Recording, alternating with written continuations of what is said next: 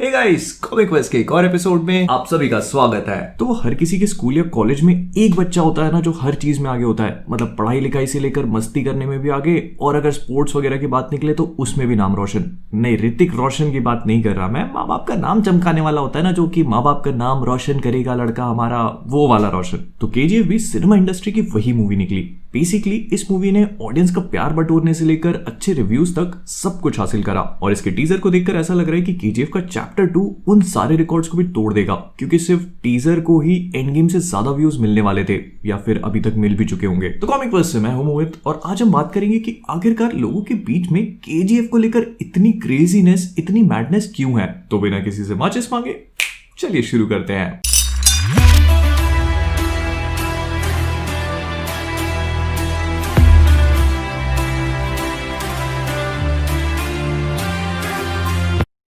तो 2018 में जब केजीएफ पहली बार आई थी, तब मैं बहुत ज्यादा साउथ इंडियन मूवीज नहीं देखता था। इनफैक्ट मैं बहुत ज्यादा बॉलीवुड मूवीज ही नहीं देखता था। तो जब केजीएफ रिलीज हुई थी ना, तो मेरी इससे एक्सपेक्टेशंस बिल्कुल जीरो थी। हाँ, टीजर देख के मजा आया था, लगा था कि मूवी बहुत अच्छी होगी, लेकिन ऐसा लगा नहीं था कि इस मूवी को भी मैं थिएटर्स में देखूंगा और इतना एंजॉय करूंगा जितना मैंने बाहुबली या फिर रोबोट को किया था।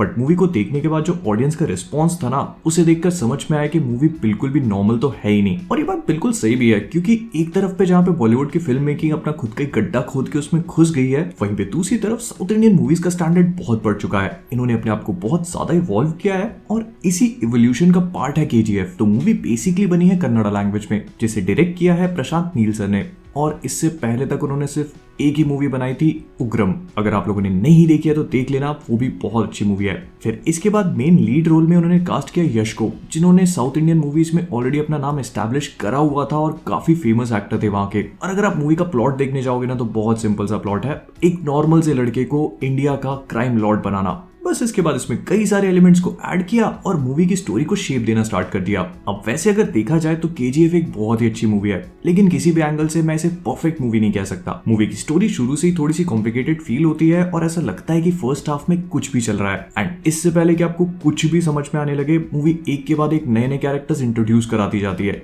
एक के बाद एक। ये 4 पिलर्स हैं, वो इस एरिया को कंट्रोल करता है, ये उस एरिया को कंट्रोल करता है, ये उसका पति है, वो इसका पति है, सेनापति नहीं, देव सेना का पति नहीं, सेनापति। फिर इसके बाद ये भी समझ में नहीं आता कि इस मूवी में कौन अच्छा और कौन बुरा, क्योंकि वो हर फिल्म में एक चीज होती है ना, अच्छी साइड और बुरी साइड वाली, वो इस फिल्म में है ही नहीं। और कुछ टाइम के बाद ये समझ में आता है कि सभी लोग बुरे हैं, एंड आपको एक ही साइड पकड़ के चलनी है, रॉकी भाई की साइड। मूवी का सेकंड हाफ इतना तगड़ा है कि अच्छी मूवीज कैच अप नहीं कर सकती। सबसे पहले तो अगर मैं स्टोरी की बात करूं, तो सेकंड हाफ में मूवी एक ऐसा टर्न लेती है जो हम सोच भी नहीं सकते थे। रॉकी की केजीएफ में जाते ही मूवी का पूरा सीन ही चेंज हो जाता है। ऐसा लगता है कि एक ही में हम दो अलग अलग मूवीज देख रहे हैं। एक पहला फर्स्ट हाफ है जो थोड़ा स्लो, कॉम्प्लिकेटेड और एक typical south Indian movie type लगेगा, और वहीं पे दूसरी तरफ इसका सेकंड हाफ जो बहुत ही डार्क, स्ट्रगल से भरा हुआ और वहीं पे बहुत इंटरेस्टिंग है। एंड इसका यही वाला सेकंड हाफ हमें एज एन ऑडियंस बांध के रखता है। फिल्म जो बार बार अपने फर्स्ट हाफ में नए नए कैरेक्टर्स को इंट्रोड्यूस करा के हमें कंफ्यूज कर रही थी, वो अपने सेकंड हाफ में पूरी तरह से मोमेंटम को शिफ्ट करती है और फोकस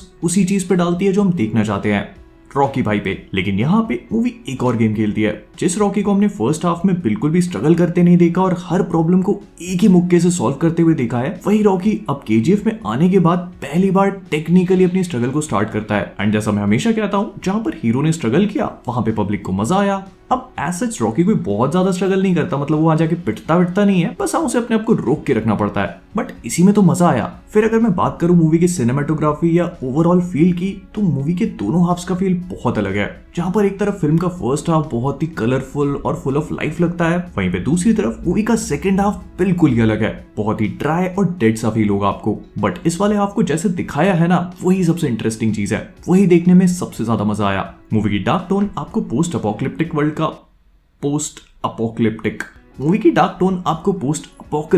का फील देगी, जैसे मैड मैक्स, बुक ऑफ इलाई या फिर बैटमैन वर्सेस सुपरमैन के इस नाइटमेयर वाले सीन में दिखाया था। एंड जहां तक मुझे पता है तो बॉलीवुड में आज तक इतना दिमाग चलाने की किसी ने कोशिश नहीं करी। अब होगा तो चलाएंगे ना। तो मूवी का ओवरऑल फील और हीरो का अपनी जगह पे स्ट्रगल करना भी बहुत हद तक ठीक था एंड मूवी इससे बहुत धांसू बन रही थी। लेकिन डायरेक्टर साहब इससे भी एक कदम आगे गए और अपने क्लाइमैक्स के साथ एक्सपेरिमेंट किया, क्योंकि movies specially south Indian movies का एक बहुत बड़ा एलिमेंट होता है क्लाइमैक्स का एक्शन सीन, जिसमें हीरो वर्सेस विलन का एक बहुत बड़ा शोडाउन होता है और उठा के पटकना, चीजें तोड़ना, ये सब कुछ होता ही है। केजीएफ ने वही चीज चेंज कर दी। जिस तरह से पूरी मूवी में दिखाया था कि रॉकी बहुत पावरफुल है और हर चीज को अपनी पावर से रिजॉल्व करता है, तो मूवी के एंड में भी ऐसा लगा था कि एक बहुत बड़ी बैटल होगी, क्योंकि करुणा भी सच में एक पावरफुल कैरेक्टर था। लेकिन एक बहुत ही एपिक से प्लॉट ट्विस्ट में विलन को डिस्ट्रॉयड इन सेकंड्स कर दिया, एक बार और मूवी खत्म। एंड ये सही में एक बहुत बड़ा रिस्क था, लेकिन जिस तरह से इसे एग्जीक्यूट किया गया ना, ये मूवी के सबसे बेस्ट मोमेंट्स में से एक निकला। मूवी ने अचानक ही रॉकी के कैरेक्टर को डेप्थ दे दी, क्योंकि जो आदमी हर चीज अपनी पावर और ब्रूट फोर्स से सॉल्व करता था, पब्लिक को समझ में आया कि वो स्मार्ट और मास्टरमाइंड टाइप का भी है। और अचानक ही उसके मुंबई पे राज करने वाली चीज मेक सेंस करने लगी।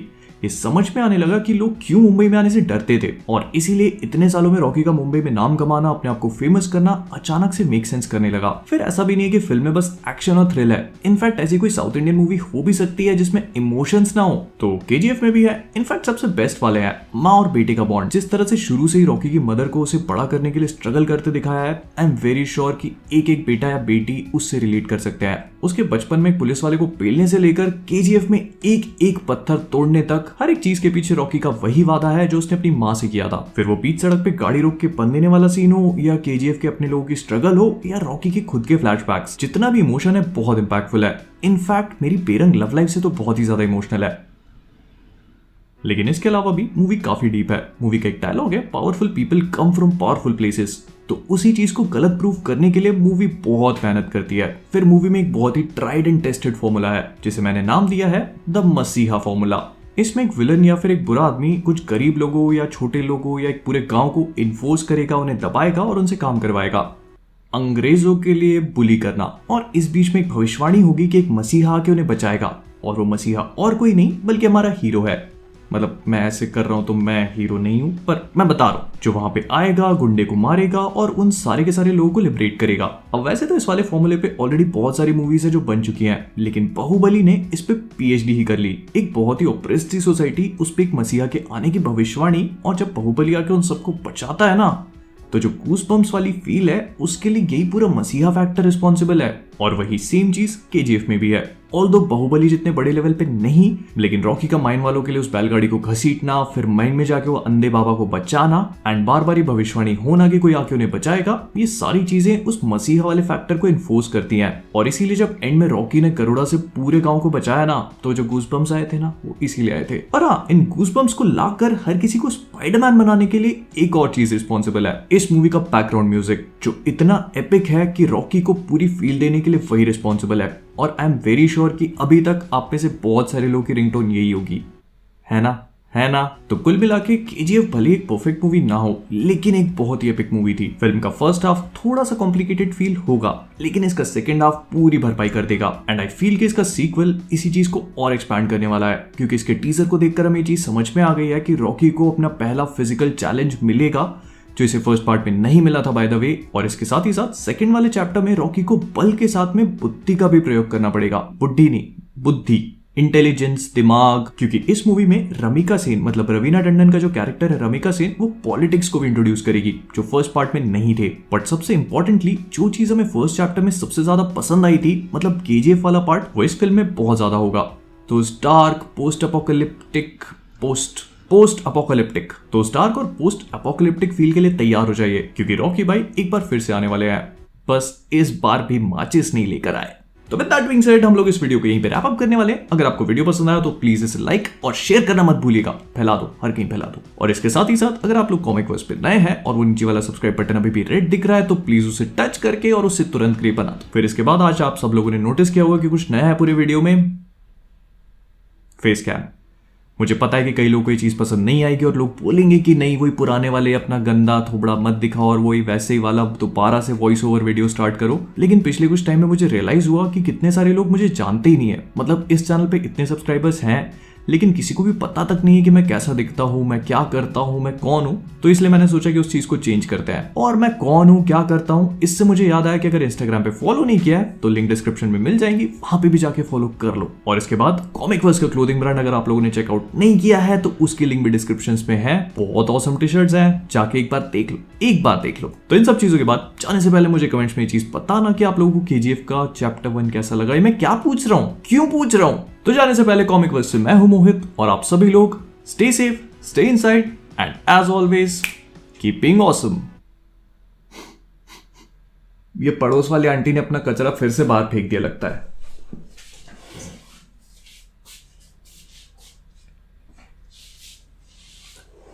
अब इसका क्या करे? एक मिनट, मेरे पास एक आइडिया है।